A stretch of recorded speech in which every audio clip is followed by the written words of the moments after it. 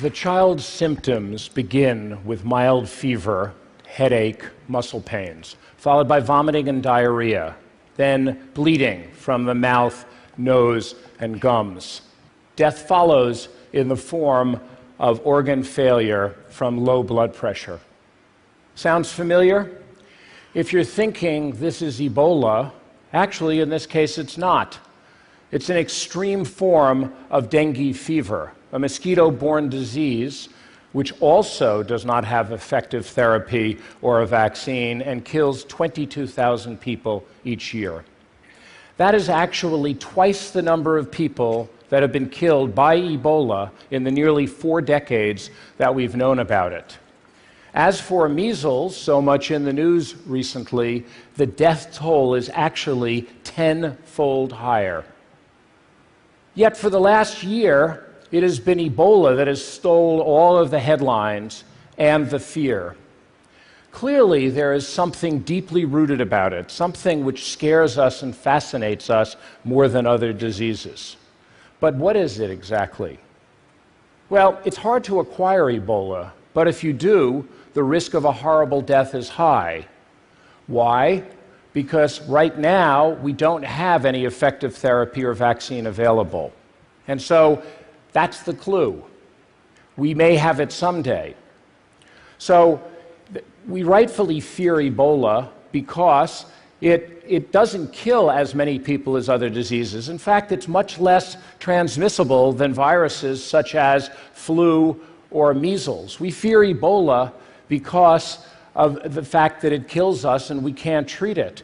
We fear the certain inevitability that comes with it, Ebola. Ebola has this inevitability that seems to defy modern medical science. But wait a second, why is that? We've known about Ebola since 1976. We've known what it's capable of. We've had ample opportunity to study it and the 24 outbreaks that have occurred. And in fact, we've actually had vaccine candidates available now for more than a decade. Why is it that those vaccines are just going into clinical trials now? This goes to the fundamental problem we have with vaccine development for infectious diseases. It goes something like this. The people most at risk for these diseases are also the ones least able to pay for vaccines. This leaves little in the way of market incentives for manufacturers to develop vaccines unless there's large numbers of people who are at risk in wealthy countries. It's simply too commercially risky. As for Ebola, there is absolutely no market at all. So the only reason we have 2 vaccines in late-stage clinical trials now is actually because of a somewhat misguided fear.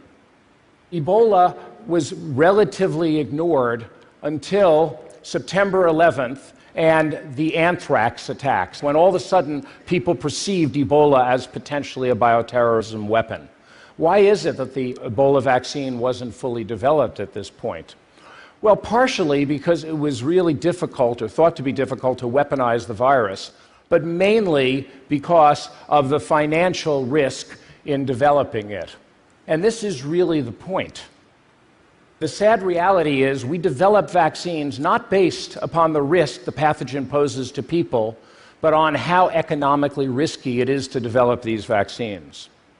Vaccine development is expensive and complicated. It can cost hundreds of millions of dollars to take even a well-known antigen and turn it into a viable vaccine. Fortunately for diseases like Ebola, there are things we can do to remove some of these barriers. The first is to recognize when there's a complete market failure. In that case, if we want vaccines, we have to provide incentives or some type of subsidy. We also need to do a better job at being able to figure out which are the diseases that most threaten us.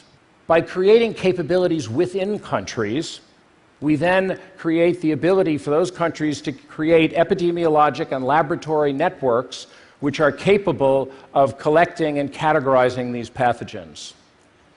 The data from that then can be used to understand the geographic and genetic diversity, which then can be used to help us understand how these are being changed immunologically and what type of reactions they promote.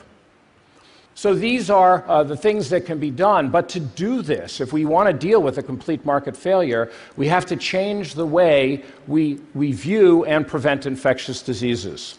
We have to stop waiting until we see evidence of a disease becoming a global threat before we consider it as one. So for Ebola, the paranoid fear of an infectious disease, followed by a few cases transported to wealthy countries, led the global community to come together. And with the work of dedicated vaccine companies, we now have these 2 Ebola vaccines in efficacy trials in the Ebola countries.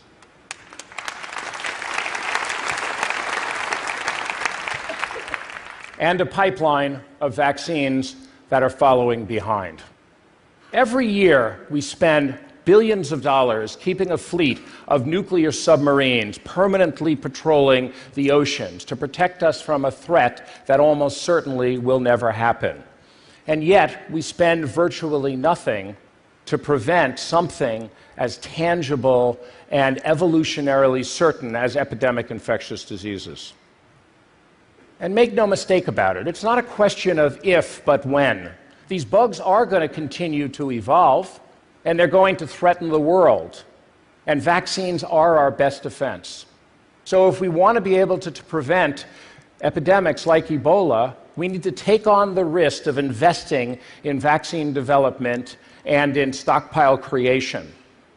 And we need to view this then as the ultimate deterrent, something we make sure is available, but at the same time, praying we never have to use it. Thank you.